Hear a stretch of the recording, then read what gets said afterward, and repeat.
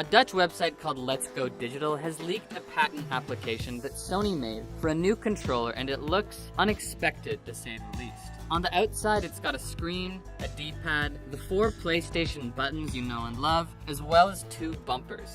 Apparently on the inside, there's a gyroscope and a tri-axle acceleration sensor. Maybe more importantly, or more horrifying, is the fact that it also might have a heart rate sensor and a fingerprint sensor. Why does a controller need this stuff other than to collect some very personal data? A lot of people are saying that this controller looks like a Nintendo Switch, but honestly it looks more like a Game Boy Micro.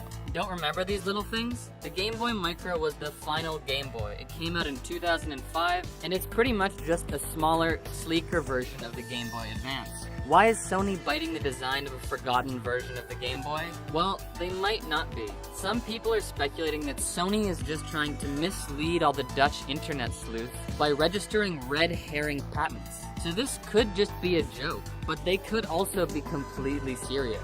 Maybe Sony wants to drag us on a walk down memory lane. Nostalgia does sell, after all. The Dutch have also made a mock-up of what they think is a more realistic version of the DualShock 5. It looks pretty much like the DS4, but wider and flatter, with a honkin' big screen in the middle. And unless Sony invents a new type of battery, this thing will probably be plugged in more often than not. When the PS4 and the Xbox One came out back in 2013, no one was blown away. The generational jump wasn't what we thought it would be. But then 3 years later, Sony released the PlayStation 4 Pro, which had the specs everyone was expecting from the base model PS4. Needless to say, buying 2 versions of the same console isn't anyone's idea of a good deal. So what's gonna happen with the PS5? Well, here's what the people at PlayStation have to say about it. Indeed, in the past, the cycle for a new platform was 7 to 10 years. But in view of the very rapid development and evolution of technology, it's really a 6 to 7 year platform cycle. Then, we cannot fully catch up with the rapid development of the technology, therefore our thinking is that as far as a platform is concerned for the PS5, it's a cycle of maybe 6 to 7 years. But doing that, a platform lifecycle, we should be able to change hardware itself and try to incorporate advancements in technology. That was the thinking behind it, and the test case of that thinking was the PS4 Pro that launched in the midway of the PS4 lifecycle. So this sounds like it won't actually be a Pro version, or in Xbox's case, an X version. It seems more like they're gonna call it a day on the 5 after 6 years and go straight to the PlayStation 6.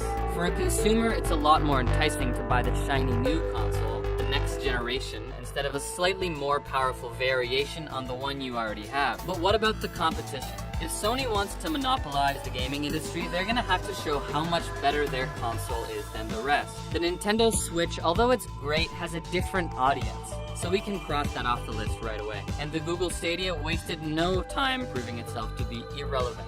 That leaves the Xbox Project Scarlet. In their reveal trailer, which was like watching paint dry, they say that this generation will be a bigger leap than any generation we've done before. Does that mean that the color scheme will be in keeping with the name, red instead of green? Microsoft is promising that its premium edition, which is called the Anaconda, proving that they are also fans of innuendo, will be about 10 times more powerful than the base model of the Xbox One. It will also somehow be cross-compatible with PC and Nintendo Switch. And then there's the fact that Microsoft and Sony will be working together. Although the nuts and bolts of the arrangement are vague at this point, there are 2 main points worth mentioning. One is the fact that the 2 companies will be collaborating on AI. The other, more important point, is that the 2 tech giants will be pooling their resources to build cloud infrastructure. The collaboration is confusing for fanboys of both consoles, but reps from both Xbox and PlayStation have point-blank denied that they'll merge the consoles into one. But who knows? Details are light from both camps, and it wouldn't be the first time that big companies have gone back on their word.